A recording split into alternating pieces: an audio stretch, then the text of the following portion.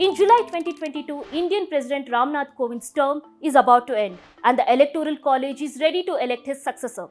Each of the boxes here represents one MLA. There are 4,033 such boxes, which is the number of MLAs from all 28 states and the National Capital Territory of Delhi and Union Territory of Puducherry. The red boxes next to them are the MPs from both the houses, the Lok Sabha and the Rajya Sabha. Together, these two groups form the Electoral College. This Electoral College is responsible for electing the President of India. Each vote is counted.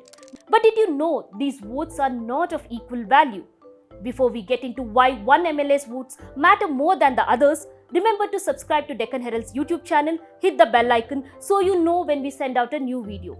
Follow us on our social media handles for the latest news and updates.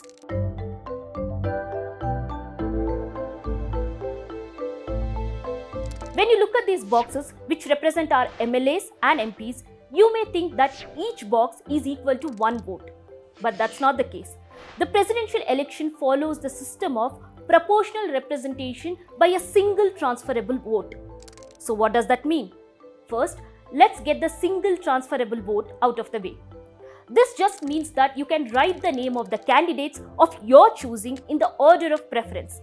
Even if you write only your first preference, it is accepted.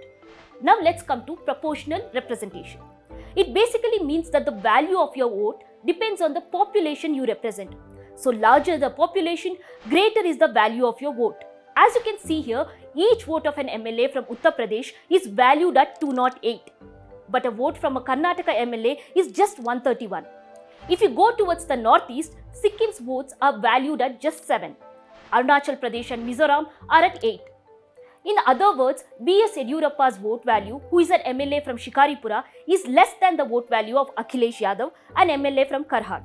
These numbers are not just pulled out of a hat. The value of each vote of a state is arrived at by dividing the population of the state by 1,000 times the strength of its assembly. Karnataka's 131 is calculated by the total population of the state according to the 1971 census divided by 1,000 times the strength of the assembly. Since the value of each MLA vote is proportional to the population, the principle is called proportional representation. The total value of votes of each state is hence dependent on its population and the number of assembly seats it has. Once we add the number from all the states, the total value of all MLA votes comes to 5,43,231. All 28 states plus 2 union territories MLAs are represented here. The interesting thing is, only the value of MLA votes differ based on the state.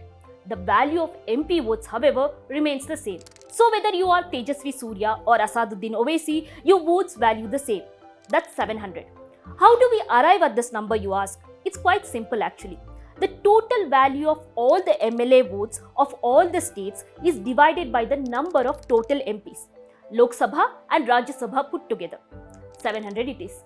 Now just multiply the total number of MPs in the parliament with the value of each vote. Voila, you have the total value of MP votes. So in the 2022 presidential election, the 4,809 electors' votes are valued at 10,86,431. So every box here, though they look all the same, they are valued differently. On July 18th, we will know who these boxes have chosen to elect as the 15th President of India.